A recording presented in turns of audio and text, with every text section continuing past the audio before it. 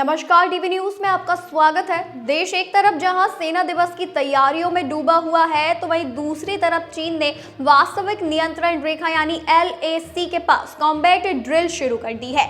चीन की सेना पीपल्स लिबरेशन आर्मी यानी PLA की शिनजियांग मिलिट्री कमांड के रेजिमेंट की अगुवाई में यह युद्धाभ्यास किया गया। चीन के इस कॉम्बैट ड्रिल में सभी इलाकों में इस्तेमाल लाए जाने वाले वाहनों, मानव रहित सिस्टम और ड्रोन सहित सेना की उन्नत तकनीक का इस्तेमाल किया गया। चीन की ओर से ये कदम ऐसे समय में उठाया जा रहा है जब भारत और चीन के बीच शांति बनाए रखने की दिशा में काम कर रहे हैं। भारत और चीन के बीच नियंत्रण रेखा पर अपने सैनिकों को पीछे हटाने और फिर से पेट्रोलिंग शुरू करने को लेकर 21 अक्टूबर 2024 को एक एग्रीमेंट हुआ था। ये एग्रीमेंट साल 2020 में गलवान घाटी में हुई झड़प के बाद दोनों देशों के बीच बड़े तनाव को कम करने की दिशा में उठाया गया एक बड़ा कदम था।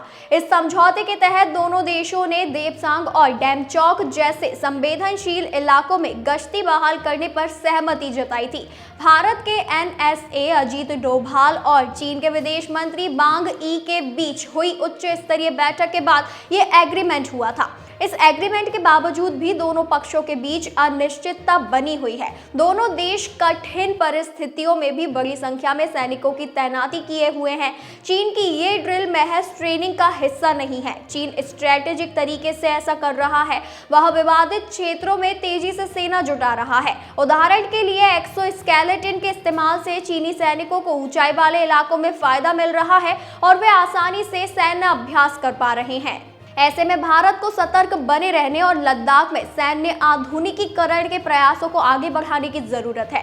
भारतीय सेना भी शीतकालीन युद्धाभ्यास कर रही है, बुनियादी ढांचे को उन्नत कर रही है और चीन के किसी भी तरह के संभावित हमले मुकाबला करने के लिए अपने सर्विलांस सिस्टम को और मजबूत कर रही है। बता दें कि देपसांग और डेमचौक जैसे क्षेत्रों में गश्ती फिर से शुरू होना दोनों देशों के बीच के संबंधों में नरमी का संकेत देता है, लेकिन चीन की ओर से लगातार किए जा रहे सैन्य अभ्यास से पता चलता है कि अभी स्थायी शांति का रास्ता लंबा और चुनौतियों से भरा हुआ है।